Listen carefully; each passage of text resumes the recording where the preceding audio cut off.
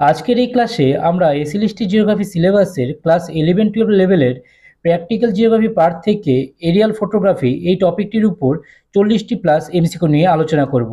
আর এই প্রতিটি প্রশ্নই এনসিইআরটি ক্লাস 11-12 বই থেকে নেওয়া হয়েছে, তাই তোমাদের সকলকে বলবো তোমরা ভিডিওটি শেষ পর্যন্ত দেখো এবং প্রতিটি প্রশ্ন সলভ করার চেষ্টা করো। এরকম ধরনের প্রশ্নই তোমরা পরীক্ষাতে লক্ষ্য করতে পারবে। তাহলে চলো এখন এক এক করে প্রশ্নগুলো দেখে নেওয়া যাক। প্রথম প্রশ্নই লক্ষ্য করো। এই প্রশ্নে বলা রয়েছে বায়ুমণ্ডলের ফটোগ্রাফ কোন দৃষ্টিকোণ থেকে তোলা হয়। এখানে অপশনগুলি ভালো করে লক্ষ্য করো। এখানে সঠিক উত্তরটি হয়ে যাবে হলো অপশন নাম্বার সি, অর্থাৎ বায়ুমণ্ডলের প্ল্যাটফর্ম। 2 নম্বর প্রশ্নে লক্ষ্য করো। এখানে বলা রয়েছে ভূগোলে বায়ুমণ্ডলের ফটোগ্রাফ ব্যবহারের প্রধান সুবিধা কী। অপশনগুলি তোমরা ভালো করে লক্ষ্য করো। এর মধ্যে সঠিক উত্তরটি হয়ে যাবে হলো অপশন নাম্বার সি, অর্থাৎ বৃহৎ এলাকা কভারেজ। এরপর 3 নম্বর প্রশ্নে বলা রয়েছে কোন ধরনের বায়ুমণ্ডলের ফটোগ্রাফ একজন মানব পর্যবেক্ষক উপর থেকে যা দেখতে পান তার মতো একটি প্রাকৃতিক দৃশ্য প্রদান করে। এখানে অপশনগুলি ভালো করে লক্ষ্য করো।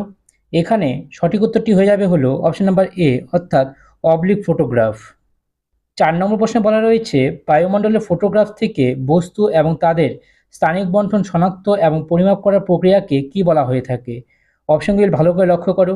এখানে সঠিক উত্তরটি হয়ে যাবে হলো অপশন নাম্বার ডি, অর্থাৎ ছবি ব্যাখ্যা। এরপর 5 নম্বর প্রশ্নে বলা রয়েছে ভৌগোলিক বিশ্লেষণের জন্য বায়ুমণ্ডলের ফটোগ্রাফগুলি সাধারণত কোন স্কেল রেঞ্জে তোলা হয়। এখানে অপশনগুলি ভালো করে লক্ষ্য করো। এখানে সঠিক উত্তরটি হয়ে যাবে হলো 1:10,000। এরপর 6 নম্বর প্রশ্নে লক্ষ্য করো। এই প্রশ্নে বলা রয়েছে নিম্নলিখিতগুলির মধ্যে কোনটি ধারণ করার সময়ের উপর ভিত্তি করে বায়ুমণ্ডলের ফটোগ্রাফের একটি প্রকার নয়। এখানে অপশনগুলি ভালো করে লক্ষ্য করো। এখানে সঠিক উত্তরটি হয়ে যাবে হলো অপশন নাম্বার বি, অর্থাৎ টেরেস্ট্রিয়াল ফটোগ্রাফ।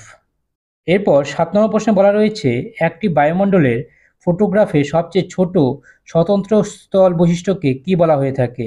এখানে অপশনগুলি ভালো করে লক্ষ্য করো। এখানে সঠিক উত্তরটি হয়ে যাবে হলো অপশন নাম্বার সি, অর্থাৎ রেজলিউশন।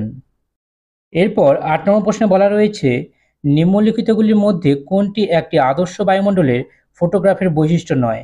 অপশনগুলি ভালো করে লক্ষ্য করো।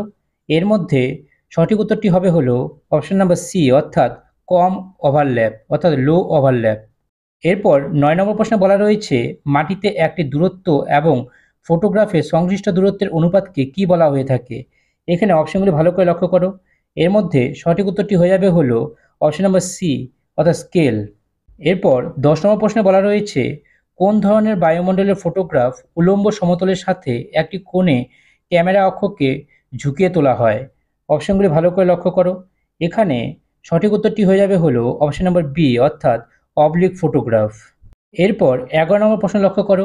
এই প্রশ্নে বলা রয়েছে নিম্নলিখিতগুলির মধ্যে কোনটি বায়ুমণ্ডলের ফটোগ্রাফের একটি প্রাথমিক প্রয়োগ নয়। অপশনগুলি ভালো করে লক্ষ্য করো। এর মধ্যে সঠিক উত্তরটি হলো অপশন নাম্বার ডি, অর্থাৎ জ্যোতির্বিদ্যা। এরপর 12 নম্বর প্রশ্নে বলা রয়েছে একটি নির্দিষ্ট গুণাবলী প্রকাশ করার জন্য বিভিন্ন তরঙ্গদৈর্ঘ্যে তোলা বায়ুমণ্ডলের ফটোগ্রাফগুলিকে কি বলা হয়ে থাকে। অপশনগুলি ভালো করে লক্ষ্য করো। এর মধ্যে সঠিক উত্তরটি হয়ে যাবে হলো অপশন নাম্বার বি, অর্থাৎ মাল্টিস্পেকট্রাল ফটোগ্রাফ। 13 নম্বর প্রশ্নে বলা রয়েছে বায়ুমণ্ডলের ফটোগ্রাফ থেকে ভূমিপৃষ্ঠের উচ্চতা পরিমাপ করতে নিম্নলিখিতগুলির মধ্যে কোনটি ব্যবহার করা যেতে পারে। অপশনগুলি দেখো। এর মধ্যে সঠিক উত্তরটি হয়ে যাবে হলো অপশন নাম্বার বি, অর্থাৎ শ্যাডো।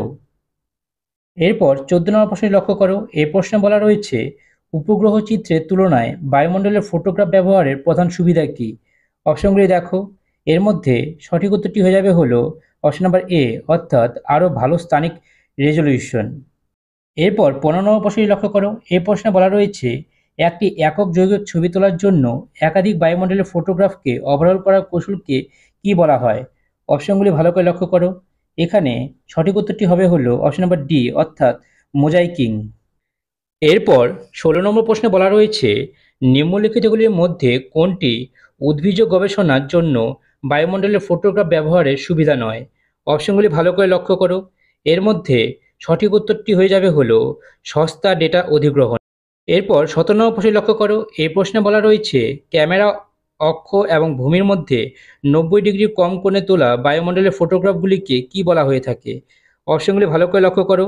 এর মধ্যে সঠিক উত্তরটি হয়ে যাবে হলো অপশন নাম্বার বি অর্থাৎ অবলিক ফটোগ্রাফ।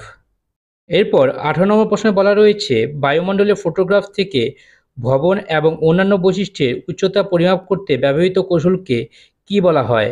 অপশনগুলি ভালো করে লক্ষ্য করো। এখানে সঠিক উত্তরটি হয়ে যাবে হলো অপশন নাম্বার এ অর্থাৎ ফটোগ্রামেট্রি। এরপর ১৯ নম্বর প্রশ্নে লক্ষ্য করো। এই প্রশ্নে বলা রয়েছে নিম্নলিখিতগুলির মধ্যে কোনটি বায়ুমণ্ডলের ফটোগ্রাফ ব্যবহারের সীমাবদ্ধতা নয়? অপশনগুলি ভালো করে লক্ষ্য করো। এর মধ্যে সঠিক উত্তরটি হয়ে যাবে হলো এখানে ব্যাখ্যা করা কঠিন। এরপর ২০ নম্বর প্রশ্নে লক্ষ্য করো। এই প্রশ্নে বলা রয়েছে কোন ধরনের বায়ুমণ্ডলের ফটোগ্রাফ কোনো কাজ ছাড়াই ভূমির একটি সরাসরি উপর থেকে নিচে দৃশ্য প্রদান করে? অপশনগুলি ভালো করে লক্ষ্য করো। এখানে সঠিক উত্তরটি হয়ে যাবে হলো অপশন নম্বর এ অর্থাৎ উলম্ব ফটোগ্রাফ। এরপর ২১ নম্বর প্রশ্নে বলা রয়েছে কোন উদ্দেশ্যে বায়ুমণ্ডলের ফটোগ্রাফগুলি ডিজিটাল ভূখণ্ড মডেল তৈরি করতে ব্যবহৃত হয়? অপশনগুলি দেখো।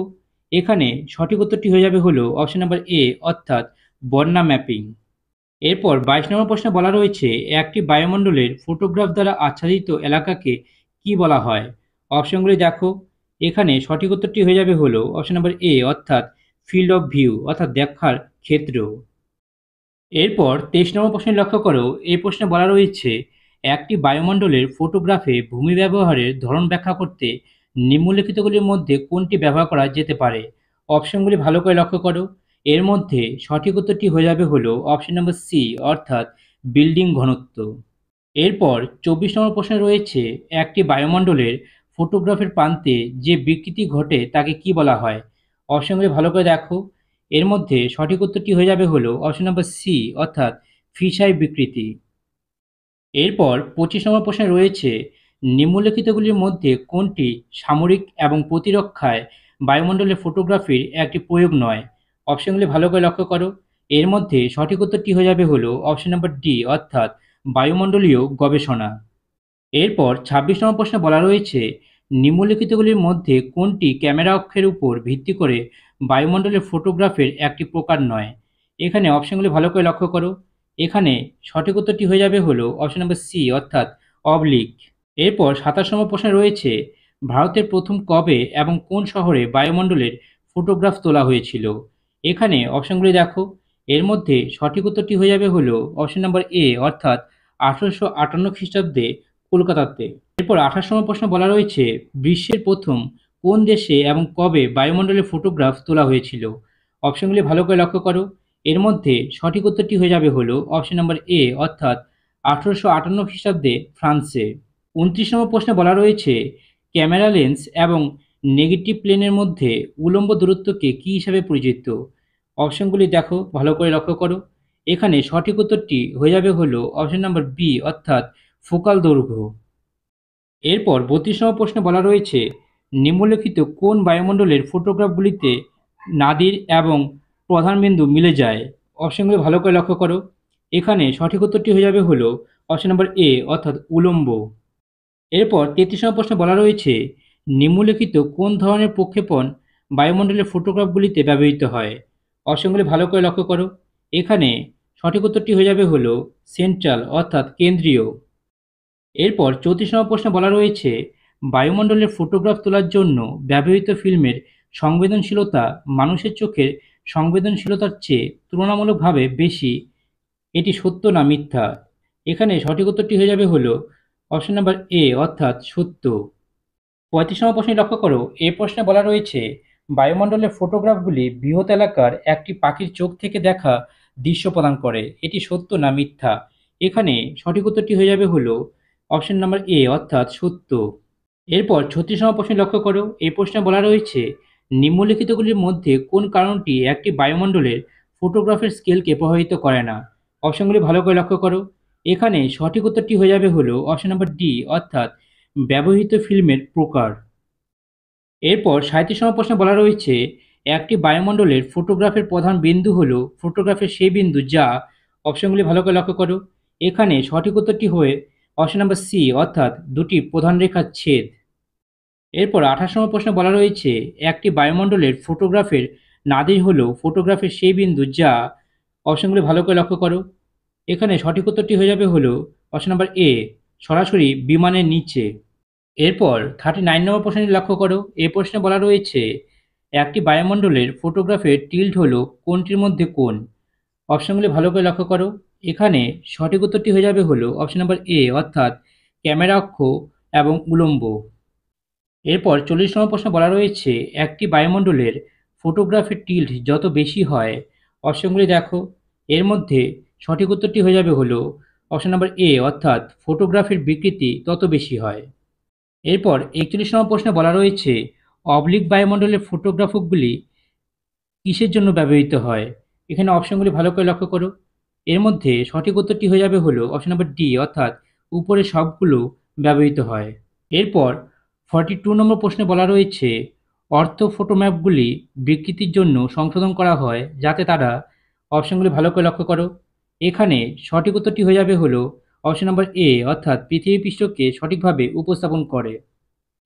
এরপর শেষ প্রশ্ন অর্থাৎ 43 নম্বর প্রশ্নটি হলো বায়ুমণ্ডলের ফটোগ্রাফগুলি বিভিন্ন উদ্দেশ্যে একটি মূল্যবান হাতিয়ার যার মধ্যে রয়েছে, অপশনগুলি দেখো। এর মধ্যে সঠিক উত্তরটি হয়ে যাবে হলো অপশন নাম্বার ডি, অর্থাৎ উপরের সবগুলি। তাহলে আজকের ক্লাসটি এতটুকুই। দেখা হচ্ছে পরবর্তী ক্লাসে। সবাই ভালো থাকবে ও সুস্থ থাকবে।